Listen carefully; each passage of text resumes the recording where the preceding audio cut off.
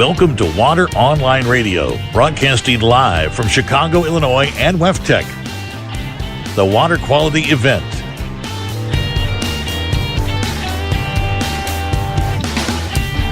This show is brought to you by WaterOnline.com, enabling water and wastewater professionals to make informed decisions.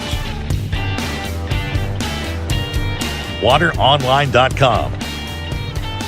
Now that's clear.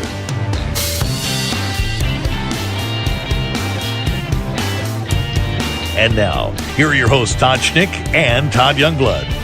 Good afternoon. You are listening to Todd and Water Online Radio. Thanks for joining us. This is day 2 of Water Online's live coverage of WEFTEC. Todd, I'm always fond of our next guest. I always enjoy our time spent with him. I always learn a lot. I do too. I mean, everybody that comes up here teaches me something, which is not saying a whole lot perhaps. But Jim's always been very consistent and sharing a heck of an interesting perspective. I agree. Well, say hello to our next guest. His name is Jim Porteous. He is a VP and General Manager, Municipal Market North America with OVIVO. Welcome back, Jim. Thank you, Todd and Todd.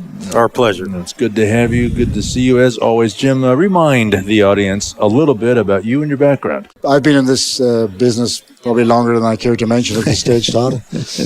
Started off in Ireland, came over here in 85. We purchased a company called EnviroEquip Texas in 87. The management bought that out in 93, so I was running that company. Then OVIVO bought us in 7 years ago. So since then, I've been involved in the North American market for OVIVO. Got it. Well, give us the 10,000-foot view of OVIVO. What do you do? How are you serving your market? Okay, OVIVO is made up of a number of very old-line companies, IMCO being one of them, Dar Oliver, EnviroEquip, as I said, Bracket Green, which is actually over 100 years old. Started in the UK, but has significant operation here. Jones and Atwood. We put all those companies together, and we're pretty much service the entire equipment market across the municipal spectrum.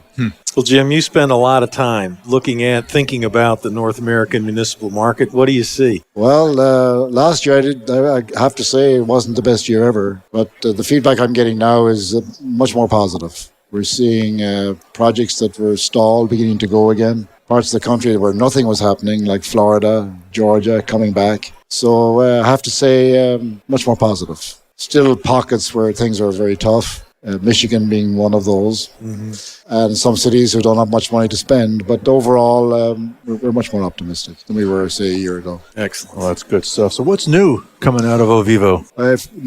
We have a couple of different things. One is refocus on our customers. We've launched what we call OVIVO Connect. One of the wits suggested that was a new dating service, but in reality, it's not. It's a way to reconnect with our customers. What we're doing is we're putting all of our information, both new equipment and existing equipment, online, accessible to the customer. So he'll have his own dedicated site where he can go in, look at his operating manuals, P&IDs, any other information he needs for his plant. What's the response to it been so far? So far, it's early days. Early yet, yeah. But the response has been excellent. In fact, we had an interesting one. One customer had their plant was flooded, and they'd lost all their own M's. So now we can put it in electronic form for them, because some of this equipment is 20 years old. It was all done in paper. Yeah, all written down. Yeah. So it's going to be. I think it's going to be very good for the customer. Well, we've known you a while, Jim, and certainly are familiar with OVIVO. And it would have been my statement that OVIVO was good to its customers. But this new focus, what's the real long-term play there? Is it improved communication? Obviously, tough regulations, tough economies, tight budgets. There's a lot of variables that make that communication really, really vital. Talk more about it. I think that one of the clearly what's happening here is there's a lot of infrastructure that was built many years ago, and we got to get more miles out of it because there isn't the money to build new plants. So what we're looking at is how can we refurbish this equipment rather than having to replace it? How can we extend the life of the equipment an extra 5 years so that we don't put that burden on the cities? We believe we can do that. We can also do relatively simple upgrades that maybe save energy. That's a big focus for us. Can we take a plant that's, can we reduce energy 20% for the customer? Because one of the biggest energy users for any city is actually the waste treatment plant. That might not be obvious, but when you look at it, and in that aeration equipment is one of the biggest users, the biggest user in that. So we have a very efficient aeration system that can be retrofitted into any plant. It's Aerostrip is the name of the product, and it's we're seeing some real traction with that as a retrofit solution, and new plants as well, of course. Jim, there's more than a few folks that are saying that what we're in now is the new economic normal, and it's never going to go back to the way it was. Given that, what kind of growth opportunities do you see? Where are you going to focus? I think the main opportunities for us are, as I said, in that there's a lot of old plants out there. So for us to drive forward, we really have to upgrade all those plants and give the customer real value because they're being very selective. But all the major cities have plants some of our equipment is in there 30 years. And because of the legacy of IMCO and Dow Oliver, we actually have 30, 40-year-old piece of equipment. And we can actually, in a lot of cases, refurbish it. So the customer then doesn't have to spend all that new money. And he's comfortable that something that lasts him 30 years is going to be good for another, maybe 10 years. So that's really where we see some of the growth. Then, of course, we've got to find new product, things that are interesting to the customer, and we're doing that. We do it by either our own innovation. We have a new screen we're launching right now, which combines core screening and fine screening in the one unit. Again, something different to the market. And we license. We like to look at products from around the world and introduce them into the US. So that's something we will do. Sonalizer is a German product. We just sold our first one. Good for you. So that's promising. ClearTech is another one. We sold a major job in Lower Lackawanna, which is a nice job for us, nice installation. So again, we like to introduce new product on a fairly regular basis.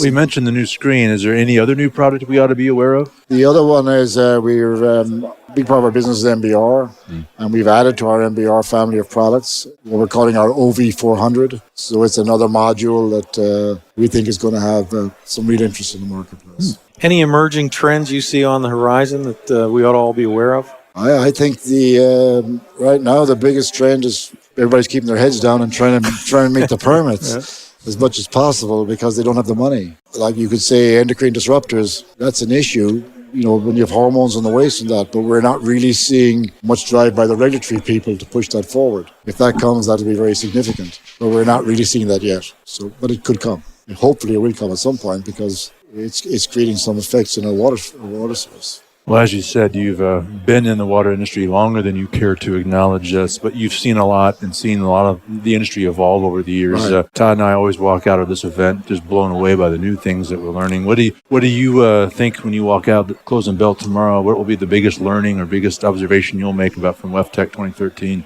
I think the biggest observation is that the market's improving. And that's the most positive one from my perspective. That's a good observation. Yeah.